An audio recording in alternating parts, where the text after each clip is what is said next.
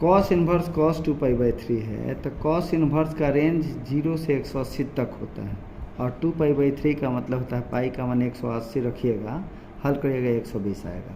तो जब 0 से लेकर 180 तक हमारा कॉस का रेंज होता है और यह 120 ही हो रहा है, तो हम कॉस इन्वर्स कॉस x बराबर x होता है कब? जब इसका रेंज इसके भीतर रहेगा तब। तो इसका डायरेक्ट आंसर हमारा 2π/3 हो सकता है। लेकिन साइन इन्वर्स साइन 2π/3 का मान 2π/3 नहीं होगा। क्यों? क्योंकि साइन इन्वर्स का रेंज जो है -90 से लेकर 90 तक होता है। तो जब -90 से लेकर 90 तक होता है तो यह तो 120 है, 2π/3 माने 120 होता है।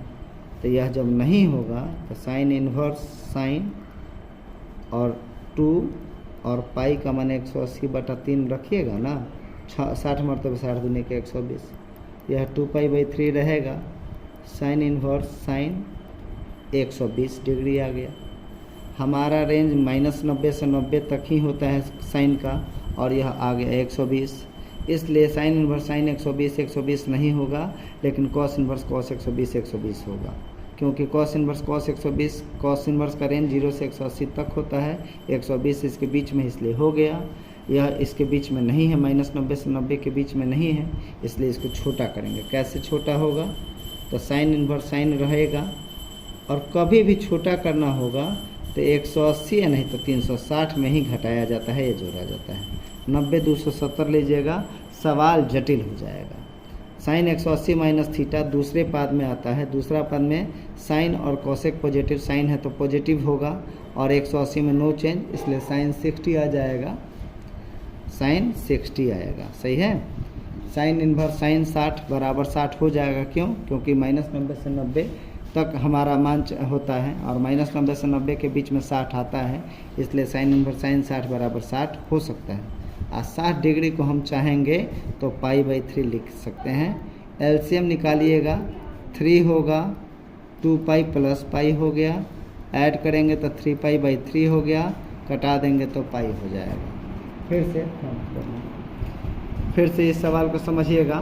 Cos inverse cos 2π/3 plus sine inverse sine 2π/3 का मान निकालना है।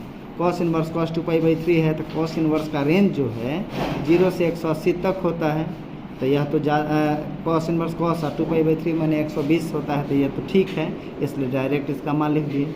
लेकिन साइन इन्वर्स का रेंज -90 से 90 होता है, और इसका मान निकाले हैं तो 120 आ रहा है। तो यह मान साइन इन्वर्स साइन 120 नहीं होगा, लेकिन यदि साइन इन्वर्स साइन 60 रहेगा तो 60 हो जाएगा।